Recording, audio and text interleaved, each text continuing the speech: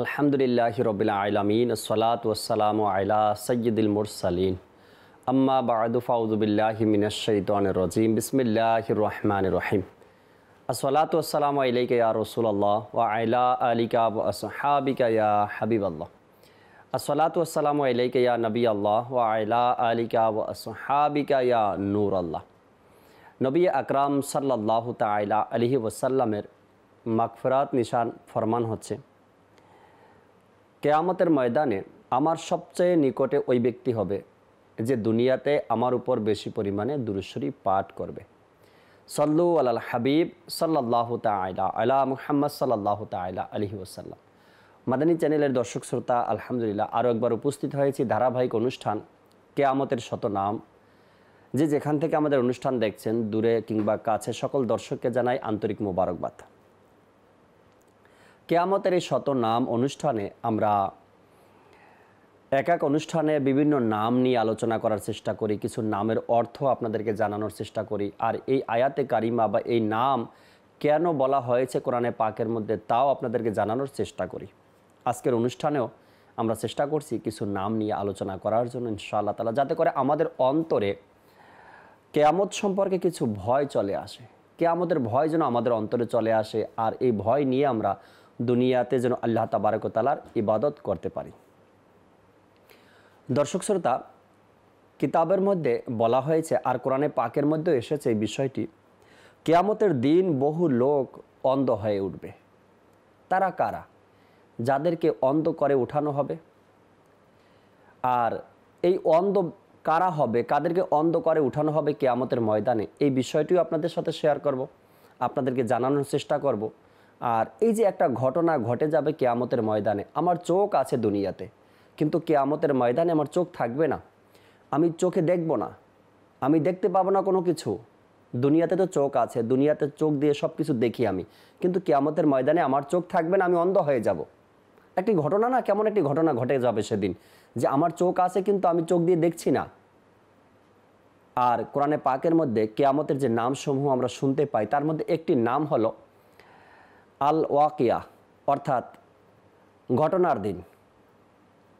ঘটনার দিন কিয়ামতের ময়দানকে বলা হয়েছে আল ওয়াকিয়া, ঘটনার দিন। এই যে দেখুন, মানুষ দুনিয়াতে চোখ আছে, তার সব কিছু দেখতে পারছে সে, কিন্তু কিছু লোক আছে কিয়ামতের ময়দানে তাদেরকে অন্ধ করে উঠানো হবে। মহান আল্লাহ তাবারক ওয়া তাআলা কোরআনে পাকের মধ্যে ইরশাদ করেন, আর যে আমার স্মরণ থেকে মুখ ফিরিয়ে নেবে তার রিজিক অর্থাৎ তার জীবিকা সংকীর্ণ হবে এবং আমি তাকে কিয়ামতের দিন অন্ধ অবস্থায় উঠাবো। আল্লাহ তাবারক ওয়া তাআলা কোরআনে পাকের মধ্যেই ইরশাদ করেছেন, যে ব্যক্তি আমার স্মরণ থেকে মুখ ফিরিয়ে নিবে, অর্থাৎ সে আমার স্মরণকে ভুলে যাবে, আমার জিকিরকে ভুলে যাবে, আমাকে ভুলে যাবে, দুনিয়াতে তার জীবিকা সংকীর্ণ হয়ে যাবে, রিজিক সংকীর্ণ হয়ে যাবে, আর কিয়ামতের ময়দানে আল্লাহ তাবারক ওয়া তাআলা তাকে অন্ধ করে উঠাবেন। যখন কোনো ব্যক্তিকে কিয়ামতের ময়দানে অন্ধ করে উঠানো হবে, তখন সে আল্লাহ তাবারক ওয়া তাআলার দরবারে অনুরোধ করবে বা বলবে, হে মালিক, আমাকে অন্ধ করে কেন উঠালেন? আমি তো দুনিয়াতে চোখে সব দেখতাম, আমার তো চোখ ছিল, আমি তো অন্ধ ছিলাম না দুনিয়াতে। দুনিয়াতে তো আমার চোখ ছিল, আমি চোখে দেখতাম, ভালো মন্দ সব কিছুই চোখে দেখতাম। আল্লাহ তাবারক ওয়া তাআলা তখন ইরশাদ করবেন, এভাবেই তোমার কাছে আমার আয়াতগুলো পৌঁছেছিল। আল্লাহ তাআলা তখন কিয়ামতের ময়দানে ওই সকল ব্যক্তিদেরকে বলবেন, এভাবেই আমার আয়াতগুলো তোমাদের কাছে পৌঁছানো হয়েছিল, অতঃপর তুমি সেগুলো ভুলে গিয়েছ, তেমনিভাবে আজ আমি তোমাকে ভুলে যাব।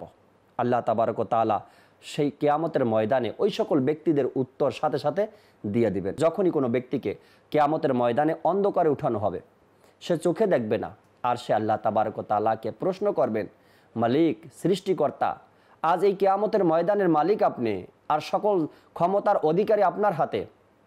আমি তো দুনিয়াতে চোখে দেখতাম, আজ আমাকে অন্ধ করে উঠানো হয়েছে, আমি তো কিছু দেখি না, চোখে দেখতে পাই না, এমনটা কেন হলো? আল্লাহ তাবারক ওয়া তাআলা তখন ইরশাদ করবেন যে এভাবেই তোমার কাছে আমার আয়াতসমূহ পৌঁছানো হয়েছে, তোমাকে জানানো হয়েছে, তোমাকে বলা হয়েছে, কিন্তু তুমি তা ভুলে গিয়েছিলে। বারবার জানানোর পরেও তুমি তা ভুলে গিয়েছিলে, আর আজ তোমাকে ভুলে যাওয়া হবে, আজ তোমাকে ভুলে যাব। এখানে আল্লাহ তাবারক ও তাআলা যে আমাদেরকে চোখ দিয়েছেন, দেখার পাওয়ার দিয়েছেন, সেই দেখার এক নেয়ামত এই চোখ আমরা কোন কোন কাজে ব্যয় করি। সাল্লু আলাল হাবিব সাল্লাল্লাহু তাআলা আলা মুহাম্মদ সাল্লাল্লাহু আলাইহি ওয়াসাল্লাম। আল্লাহ তাবারক ও তাআলা আমাদেরকে এই চোখ দান করেছেন, এটি অনেক বড় একটি নেয়ামত আমাদের জন্য। ওই সকল ব্যক্তিদেরকে আপনি জিজ্ঞাসা করেন যারা চোখে দেখে না, দুনিয়াতে যাদেরকে আমরা অন্ধ বলি, আপনার চোখ নেই, আপনার কাছে কেমন লাগে? ওই ব্যক্তি আপনাকে বলবে যে চোখ না থাকার এক যন্ত্রণা, চোখ না থাকার এক কষ্ট কেমন লাগে। আল্লাহ তাবারক ও তাআলা দুনিয়াতে পাঠিয়েছেন, এত সুন্দর নাজ নেয়ামত আমাদের জন্য রেখেছেন, কিন্তু চোখ না থাকার কারণে দেখতে পাচ্ছে না মানুষ। এই যে চোখ আল্লাহ তাবারক ও তাআলার অনেক বড় নেয়ামত, এই নেয়ামতের আমরা কি কদর করলাম? হাজারো মানুষ আছে এই চোখ দিয়ে হারাম দেখে, হাজারো মানুষ আছে এই চোখ দিয়ে খারাপ কিছু দেখে, এই চোখ দিয়ে যেটা নিষেধ করা হয়েছে সেটাকে দেখে। আর ওই সকল ব্যক্তিদের জন্যই তো বলা হয়েছে কিয়ামতের ময়দানে অনেক লোক অন্ধ হয়ে কিয়ামতের ময়দানে উঠবে।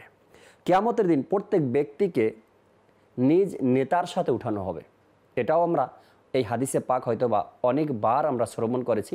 কিয়ামতের ময়দানে যার যার নেতার সাথে তাকে উঠানো হবে। আর আল্লাহ তাবারক ও তাআলা যে নামের কথা বলেছেন কোরআনে পাকের মধ্যে, আল ওয়াকিয়া, ঘটনার দিন।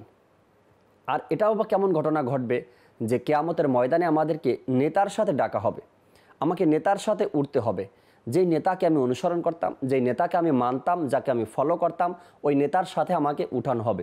এখন আপনি চিন্তা করুন কার সাথে আমার চলাফেরা করা দরকার, কোন নেতাকে অনুসরণ করা দরকার, কোন ব্যক্তিকে।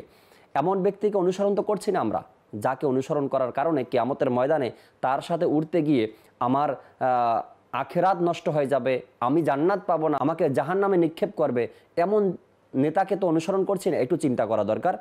ইরশাদ হয়েছে ওই দিন আমি প্রত্যেককে তাদের নেতার সাথে আহ্বান করব। অতঃপর যাদের ডান হাতে আমলনামা দেওয়া হবে তারা নিজেদের আমলনামা পাঠ করবে এবং তাদের প্রতি সামান্য পরিমাণও জুলুম করা হবে না। এই বাণী আল্লাহ তাবারক ও তাআলার। আল্লাহ তাআলা ইরশাদ করেন তাদেরকে নেতার সাথে আহ্বান করা হবে, নেতাকে ডাকা হবে, নেতার সাথে তাদেরকে উঠানো হবে, আর তাদের আমলনামা ডান হাতে দেওয়া হবে। সুবহানাল্লাহ। যাদের আমল ভালো, যাদের নেতা ভালো, যাদের অনুসরণীয় ব্যক্তি ভালো, যাদেরকে আমরা অনুসরণ করি, ওই ব্যক্তির চরিত্র ভালো, তার আখলাক ভালো, আর তাদের সাথে যদি আমরা উঠি তো আমাদের আমলনামা ডান হাতে দেওয়া হবে। আর যাদের আমলনামা ডান হাতে দেওয়া হবে, আল্লাহ তাবারক ও তাআলা ইরশাদ করেন তাদের প্রতি কোনো জুলুম করা হবে না। যাদের প্রতি জুলুম করা হবে না আর যাদেরকে ডান হাতে আমলনামা দেওয়া হবে, অবশ্যই ওই সকল ব্যক্তিরা জান্নাতি হবে।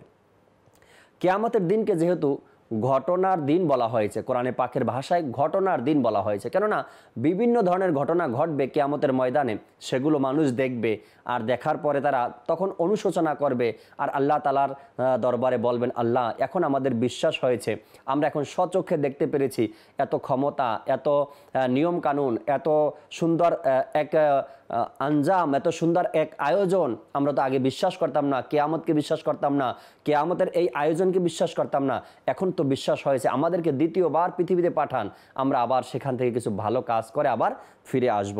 এমন অনেকে বলবে কিয়ামতের ময়দানে।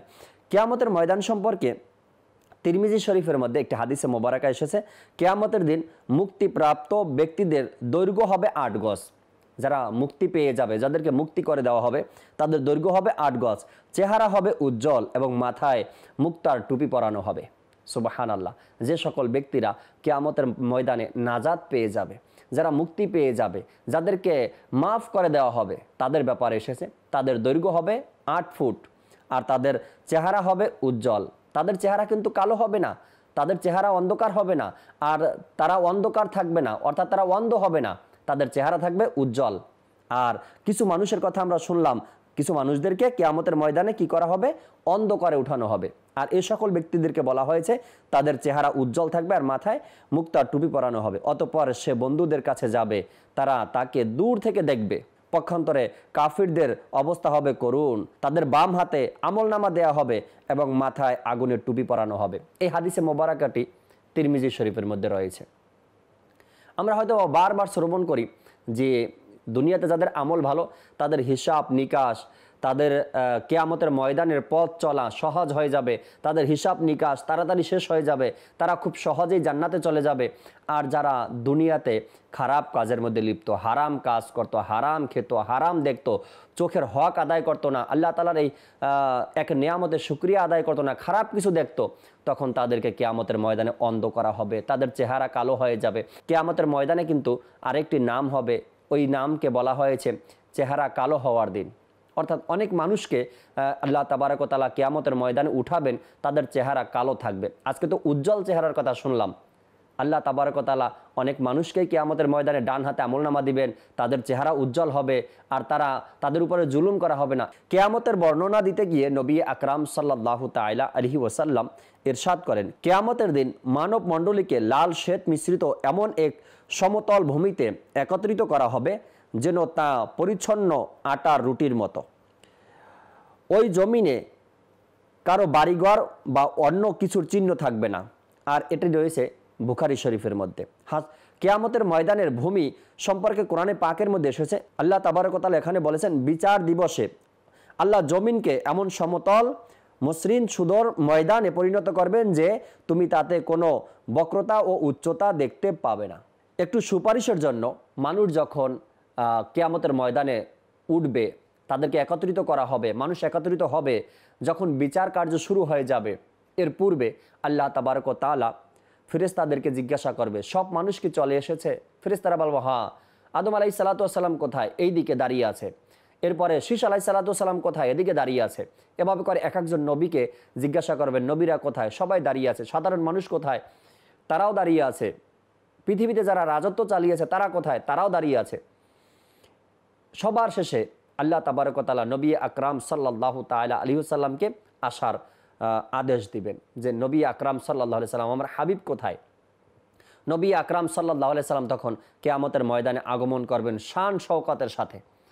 সাহাবায়ে কেরামদেরকে সাথে নিয়ে নবী আকরাম সাল্লাল্লাহু আলাইহি সাল্লাম কিয়ামতের ময়দানে উপস্থিত হবে। আল্লাহ তাবারক ওয়া তাআলা কিয়ামতের ময়দানে, যখন কিয়ামতের ময়দান সংগঠিত হবে, তখন মানুষ পিপাসার্ত থাকবে, মানুষের জিহ্বা ঝুলে যাবে, ঘামের মধ্যে সাঁতার কাটবে, ইয়ানফসি করতে থাকবে। আদম আলাইহিস সালাতু ওয়াস সালামের কাছে যাবে, গিয়ে বলবে, আপনি তো আদি পিতা, আমাদেরকে আজকে বাঁচান, আজকে আমাদেরকে একটু শাফাআত করেন, একটু সুপারিশ করেন। আদম আলাইহিস সালাম বলবেন, এর ব্যাপারে আমি কিছু জানি না, তোমরা অন্য কারো কাছে যাও। তখন তারা অন্য নবীর কাছে যাবেন, তারা মুসা আলাইহিস সালামের কাছে যাবেন, মুসা আলাইহিস সালাম একই কথা বলবেন, ঈসা আলাইহিস সালাম একই কথা বলবেন, অন্য নবীরাও একই কথা বলবেন। একমাত্র নবী আকরাম সাল্লাল্লাহু আলাইহি সাল্লাম সবাইকে ডাকবেন, আসো, তোমরা সবাই আমার কাছে আসো। এক ঘটনা ওখানে হয়ে যাবে, মানুষ তখন অবাক দৃষ্টিতে তাকিয়ে থাকবে। হ্যাঁ, দুনিয়াতে তো এই নবীকে ঠিকমতো মানতে পারিনি, বিভিন্ন ধরনের কথা বলেছি, নবী আকরাম সাল্লাল্লাহু আলাইহি সাল্লামের আদেশগুলো পালন করতাম না, সুন্নাতে মোবারকা জানতাম কিন্তু তা আমল করতাম না। মানুষ এগুলো দেখবে, স্বচক্ষে দেখবে।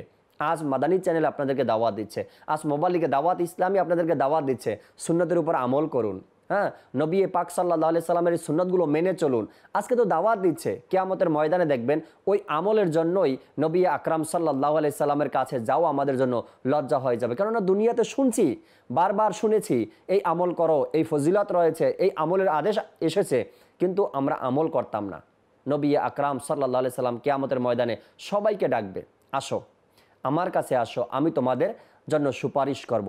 যে কথাটি আমরা শুরুতে শুনলাম, আল্লাহ তাবারক ওয়া তাআলা কিছু মানুষকে অন্ধ করে কিয়ামতের ময়দানে উঠাবেন, আর তাদেরকে বলা হবে যেভাবে তোমাদের কাছে আয়াতসমূহ পৌঁছাতো আর তোমরা তা ভুলে যেতে, আজ তোমাদেরকেও ভুলে যাওয়া হবে। এই যে আমাদের কাছে দাওয়াত পৌঁছায়, ভাই দাড়ি রেখে নেন, ভাই নামাজ পড়া শুরু করে দেন, ভাই ইলমে দিন অর্জন করুন, বিভিন্নভাবে আমাদের কাছে দাওয়াত পৌঁছায়। আমরা সে দাওয়াতকে কি করি? ভুলে যাই। বিভিন্ন কথা শুনিয়ে মোবাল্লিগকে পাঠিয়ে দেই বা তাদের থেকে বিদায় নেই। কিয়ামতের ময়দানে আমাদেরকে এই দাওয়াতের কথাই বলা হবে যে তোমার কাছে তো আয়াতে কারিমা পৌঁছেছিল, তোমাকে দাওয়াত দেওয়া হয়েছিল, তোমার কাছে কেউ গিয়েছিল নেকির দাওয়াত নিয়ে, কিন্তু তুমি তা মানোনি, তুমি তা ভুলে গিয়েছিলে, আজ তোমাকেও ভুলে যাওয়া হবে। হাদিস শরীফের মধ্যে বর্ণিত রয়েছে, প্রত্যেক ব্যক্তি কিয়ামতের ময়দানে ভয়ে এভাবে বলতে থাকবে, আমাকে বাঁচাও, আমাকে বাঁচাও। একমাত্র নবী আকরাম সাল্লাল্লাহু আলাইহি সাল্লাম উম্মত নিয়ে চিন্তা করবেন, আমার উম্মতকে কিভাবে বাঁচানো যায়। কিয়ামতের বিভীষিকাময় ময়দানে কেউ কারো হবে না, সবাই ইয়ানফসি করতে থাকবে। এ প্রসঙ্গে কোরআনে পাকের মধ্যে এসেছে, সেদিন মানুষ নিজের ভাই, নিজের মা, নিজের পিতা, নিজের স্ত্রী, নিজের সন্তানাদি থেকে পালাবে। তাদের মধ্যে প্রত্যেক ব্যক্তির উপর সেদিন এমন সময় এসে পড়বে, সে নিজেকে ছাড়া আর কারো প্রতি লক্ষ্য করার মতো অবস্থান থাকবে না। এটাও আল্লাহ তাবারক ওয়া তাআলা কোরআনে পাকের মধ্যে ইরশাদ করেছেন। কিয়ামতের ময়দানে নিজেকে ছাড়া মানুষ কাউকে ভাবতে পারবে না, নিজেকে ছাড়া মানুষ অন্যের ব্যাপারে চিন্তা করবে না, নিজেকে নিয়ে চিন্তা করবে, ইয়া নফসি ইয়া নফসি, আমি কিভাবে বাঁচতে পারি, আমি কিভাবে বাঁচবো, আমার কিভাবে রক্ষা হবে, আমি কিভাবে শাফাআত পাবো, এভাবে করে মানুষ বাঁচতে থাকবে। আর এজন্যই তো আল্লাহ তাবারক ওয়া তাআলা কোরআনে পাকের মধ্যে ইরশাদ করেছেন আল ওয়াকিয়া, ঘটনার দিন। কেন? দুনিয়াতে যাদেরকে এত মহাব্বত করি, এত ভালোবাসি, যাদের সাথে দিন রাত অতিবাহিত করি, নিজে না খেয়ে যাদেরকে খাওয়াই, নিজে পরিশ্রম করে যাদের জন্য উপার্জন করি, ওই সকল ব্যক্তিরা কিয়ামতের দিন আপনাকে আমাকে চিনবে না। আর এজন্যই তো এই ঘটনার দিন নাম রাখা হয়েছে। এই ঘটনার দিন আল্লাহ তাবারক ওয়া তাআলা ইরশাদ করেছেন, তোমরা যা দুনিয়াতে দেখছো তা কিছুই পাবে না কিয়ামতের ময়দানে। তোমরা যা ভাবছো দুনিয়াতে তা কিছুই হবে না কিয়ামতের ময়দানে। এমন কিছু ঘটনা ঘটে যাবে, তোমরা অবাক হয়ে তাকিয়ে থাকবে। মা বলবে, এই সন্তানের জন্য আমি দুনিয়াতে কতই না কষ্ট করেছি, আর আজকে এই ঘটনা এটাও আমাকে দেখতে হলো। বাবা বলবে, আমি এই সন্তানের জন্য কি না করেছি, আমি আমার স্ত্রীর জন্য কত কষ্ট না করেছি, কত পরিশ্রম না করেছি, কিন্তু আজ আমাকে কিয়ামতের ময়দানে এই ঘটনা দেখতে হলো যে সে আমাকে চিনবে না, সে আমাকে চিনছে না নেকির জন্য। তো এই যে ঘটনা ঘটার দিন বা ঘটনার দিন আল্লাহ তাবারক ওয়া তাআলা রেখেছেন, এখানে বিভিন্ন প্রসঙ্গ চলে আসে। সন্তান বলবে, যে মা বাবা আমাকে এত কষ্ট করে, পরিশ্রম করে, আমাকে লালন পালন করলো, বড় করলো, আজ কিয়ামতের ময়দানে একটি নেকির অভাবে আমি পড়েছি, কিন্তু মা আমাকে চিনছে না, মা আমাকে পরিচয় দিচ্ছে না। এই ঘটনাও দেখতে হলো কিয়ামতের ময়দানে। হ্যাঁ, এই জন্য বলা হয়েছে ঘটনার দিন। আল্লাহ তাবারক ওয়া তাআলা কোরআনে পাকের মধ্যেই ইরশাদ করেছেন আল ওয়াকিয়া। সূরা যে ওয়াকিয়া রয়েছে, এই ওয়াকিয়ার 1 নম্বর আয়াতের শেষের দিকেই এই ওয়াকিয়া নামে আল্লাহ তাবারক ওয়া তাআলা কিয়ামতের ময়দানকে বুঝিয়েছেন। কিয়ামতের ময়দানের কঠিন অবস্থার মধ্যেও আল্লাহ তাআলার আরশের ছায়া পাবে 7 শ্রেণীর মানুষ। তারা কারা তাও আমাদের জানা উচিত। হাসরের ময়দানে, কিয়ামতের ময়দানে এমন ভয়াবহতা আমরা দেখব, এত কঠিন পরিস্থিতির মধ্যেও 7 শ্রেণীর লোক আল্লাহ তাআলার আরশের ছায়ার নিচে স্থান পাবে। আর নবী আকরাম সাল্লাল্লাহু আলাইহি সাল্লাম ইরশাদ করেন, আল্লাহ 7 শ্রেণীর মানুষকে হাসরের দিন, কিয়ামতের দিন তার আরশের ছায়ায় স্থান দিবেন, যেদিন তার ছায়া ছাড়া অন্য কোনো ছায়া থাকবে না। তারা কারা? তাদের নামও আমরা শুনে নিই। নাম্বার 1, ন্যায়পরায়ণ বাদশাহ। যে ব্যক্তি ন্যায়পরায়ণ বাদশাহ হবে, তাকে কিয়ামতের ময়দানে আল্লাহ তাবারক ওয়া তাআলা আরশের নিচে ছায়া দান করবেন। নাম্বার 2, ওই যুবক যে নিজের যৌবনকে আল্লাহ তাআলার ইবাদতে অতিবাহিত করেছেন, ওই যুবককেও কিয়ামতের ময়দানে আরশের নিচে ছায়া দান করা হবে। নাম্বার 3, ওই ব্যক্তি যার অন্তর সর্বদা মসজিদের সঙ্গে যুক্ত থাকে, যখন মসজিদ থেকে বের হয় আর যতক্ষণ না আবার মসজিদে ফিরে আসে। নাম্বার 4, আর ওই 2 ব্যক্তি যারা পরস্পরকে আল্লাহ তাআলার সন্তুষ্টির জন্য ভালোবাসে, উভয়ে তারাই সন্তুষ্টির জন্য একত্র হয় এবং তারাই সন্তুষ্টির জন্য পৃথক হয়। নাম্বার 5, আর যে নির্জনে আল্লাহকে স্মরণ করে আর 2 চোখ দিয়ে অশ্রু বিসর্জন করে। নাম্বার 6, আর ওই ব্যক্তি যাকে কোনো সুন্দরী নারী গুনাহের কাজের জন্য আহ্বান করে আর তখন সে বলে, আমি আল্লাহকে ভয় করি। এবং নাম্বার 7, ওই ব্যক্তি যে দান করে গোপনে, এমনকি তার বাম হাতও জানে না তার ডান হাত কি দান করেছে। এই 7 শ্রেণীর ব্যক্তির ব্যাপারে রাসূল আকরাম সাল্লাল্লাহু আলাইহি সাল্লাম কি ইরশাদ করলেন? আল্লাহ তাবারক ওয়া তাআলা কিয়ামতের ময়দানে যখন কেউ কাউকে চিনবে না, আর ওই দিনকে বলা হয়েছে ঘটনার দিন। এই দিনকেও আল্লাহ তাবারক ওয়া তাআলা কত সুন্দরভাবে আমাদের জন্য আয়োজন রেখেছেন। 7 শ্রেণীর লোক সেখানে আরশের নিচে ছায়া পাবে। আরও হাদিসে পাকের মধ্যে অন্যান্য ব্যক্তিদের কথাও এসেছে। এই হাদিসটির মধ্যে 7 শ্রেণীর লোকের কথা বলা হয়েছে, তারা আরশের নিচে ছায়া পাবে। আর নবী আকরাম সাল্লাল্লাহু আলাইহি সাল্লাম যে ইরশাদ করলেন কি কিছু লোকের চেহারা উজ্জ্বল হবে। আবার আল্লাহ তাবারক ওয়া তাআলা কোরআনে পাকের মধ্যে ইরশাদ করেন, ওই ঘটনার দিন কিছু লোককে অন্ধকারে উঠানো হবে তাদের কর্মের কারণে। আবার যাদের আমলনামা ডান হাতে দেওয়া হবে তাদের ভালো কর্মের কারণে, আবার যাদের আমলনামা বাম হাতে দেওয়া হবে তাদের খারাপ কর্মের কারণে। তো আল্লাহ তাবারক ওয়া তাআলার দরবারে তওবা করতে হবে।